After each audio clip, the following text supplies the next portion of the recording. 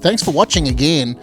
We're really excited to show you this transformation of this small warehouse that a media company purchased. It had all kinds of epoxy chip system. It had a pretty beat up floor with cracks. First thing we did was we sealed off doorways and windows and little gaps between the adjoining building to make sure dust wouldn't get through, so that when we started grinding, that there'd be no airborne dust that would affect any other part of the building. We do have very, very sophisticated vacuum systems that are connected to all of our machines. However, we always want to make sure that we're careful in this area.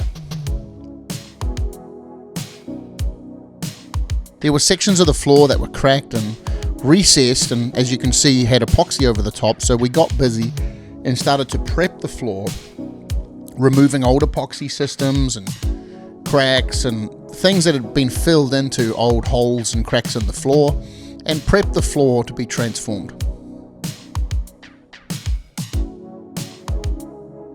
We started a patching process, filling up all cracks and holes to make sure that when we finished the polishing process, that the floor would be unison and smooth. We filled all the joints with a flexible polyurea that you can see here being scraped off, and we filled all subfloor or underlayment areas with a specialty custom product so that we could grind the floor back and fill those areas up to finished floor level.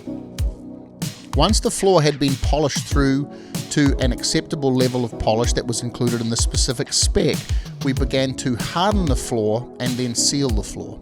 And as usual, our floors always finish with a burnish to make sure that a high level of sheen is attained on the mechanical polish below. Increasing the level of sheen is something that one of our specialty sealers affords us. As you can see, the result is a significant transformation. The customer now has an area that is a showcase that really represents their company and the purpose of the area very well. Thanks for watching. Please subscribe, and you can click our next video on screen to see more of our great work. Thanks for watching. Have a great day.